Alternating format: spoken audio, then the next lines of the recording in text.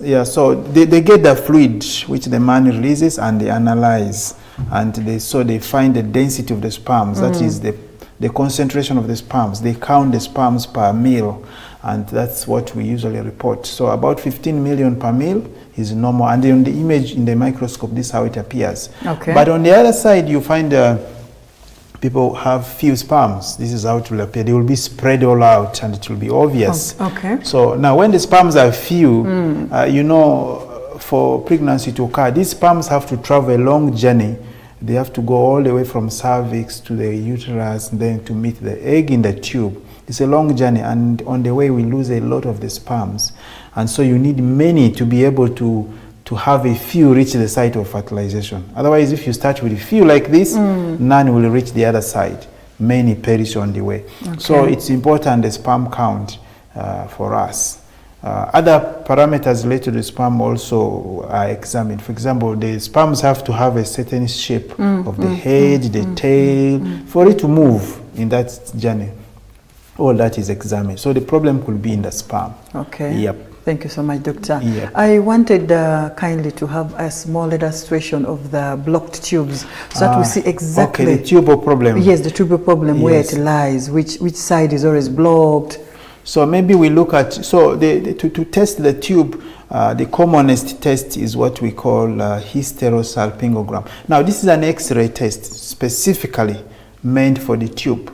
So what happens is the tubes and the uterus, they don't have bones, so the X-ray cannot see them. Okay. And so for the X-ray to see them very well, we must put in some contrast. So we put in liquid which the X-ray can see through the cervix, through the womb, and it flows into the tubes. And then we take images. Now those images are read by the doctor, and then he's able to interpret. Okay. So maybe we can first look at the normal one. The normal. Yes, the normal tube. Let's have tubes. the image for the normal tube. Yes, so here it is. Yes, so when the contrast is pushed in, it flows. This white stuff you're seeing here is the contrast medium which is flowing into the uterus, and then spills over through the tubes, and then you find it pouring free. You find it coming out, which means here the womb is open. Otherwise, the womb will not allow this to pass through. Means the tubes are open. That's why they are filling up. And that means they are open right at the end, so that's why it's pouring out. So this is how the normal one looks like. You can go through this womb, then you see the tubes appearing like a thread, and then you see things pouring out like water out here. This is a normal one. Now, on the other hand, if you compare with the abnormal one, let's have a look at it. Now you see here, this is down. Look at this. This is the uterus now. Okay. One of the tubes is beginning to appear, and it has some nodes though, but it stops right here, completely different from what was in the other one.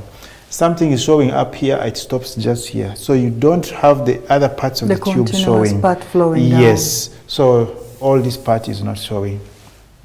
So this is tubes blocked on both sides, what they call the bilateral blockage of the tube. So this person definitely has a problem with the tube. With her tubes. Yes. So it becomes very hard for her to conceive. Yes, because for you to conceive, the sperm has to pass through here and swim out through here and meet the egg around here. So that fertilization occurs, and then the baby, after fertilization, we call it embryo, has to be brought back and attaches in the womb. Settles in the middle. Yeah, so all this movement requires the passage to be open. Yeah, but also the tube should have the mechanism which helps to move those things. Helps the things should to be move working. and allow them. Yeah, so some of those mechanisms are the ones which sometimes, in some cases where the tubes are open on this test, you find somebody can still not conceive. And yet there's an issue with the tube. That in such a case, the problem is that the infection, for example, chlamydia, it destroys the small tiny hairs which beat to move the egg. The egg does not have its tail. It's unlike the sperm. The sperm has a tail.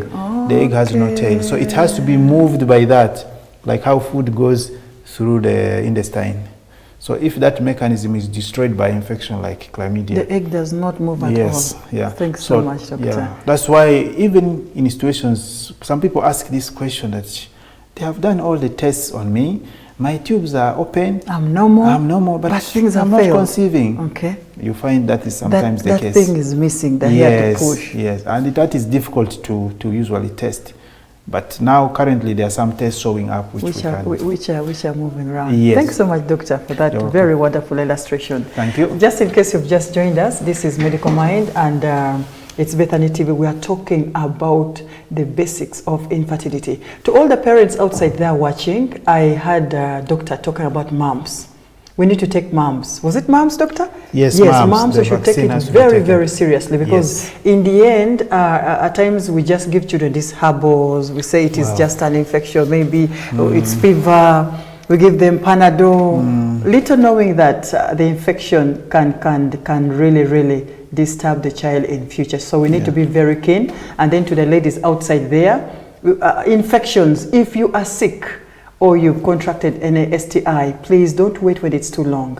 You know, the effect can be so diverse that it affects you in future, and it becomes very hard for you to control it. Thanks so much, doctor, for that excellent explanation. Now, let's look at the African traditional society long ago versus today's modern world.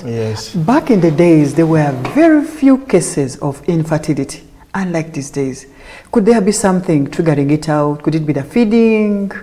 Could it be the environment? I don't know. What could be the cause of this? So it's a mix of things, because first of all, the question is it true that there are more cases of infertility now than compared to in the previous seasons? The answer is yes and no, because initially we didn't have very good medical tests, and so many of these cases were going around without being noticed, and many people were not showing up for your tests, because most people would prefer to go for traditional checkups and those things, and people had their traditional solutions, traditional ways of handling their own so you find a man, this lady is not getting pregnant, he gets another one like that. But it seems that if you look at it also, it may be true on the other hand, because now the social structure, the people's social lives are changing. Women are delaying to conceive.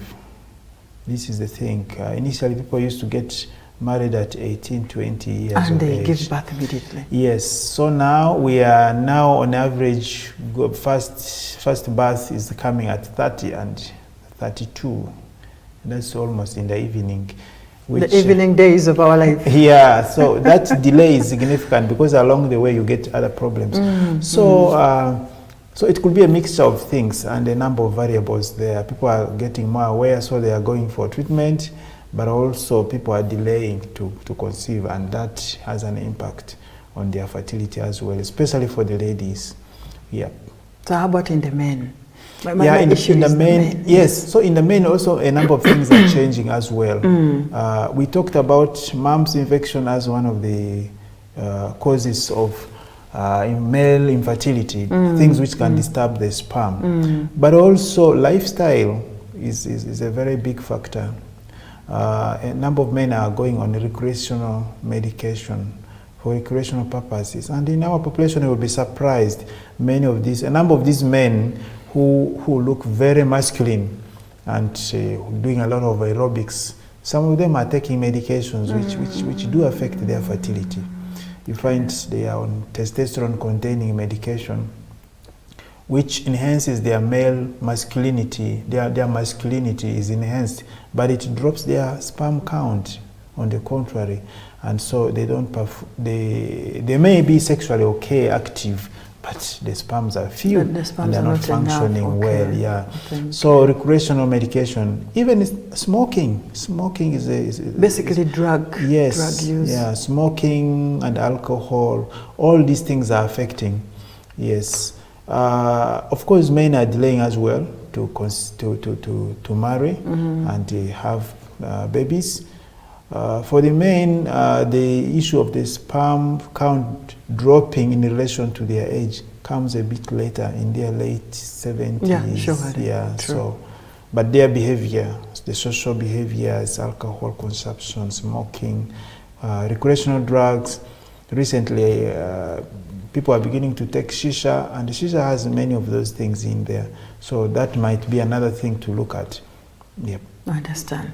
Thank you so much. So how does a man know that they have low sperm count? Oh yes, so again, you can't tell it from the outside. You have to analyze the semen. That fluid which the man releases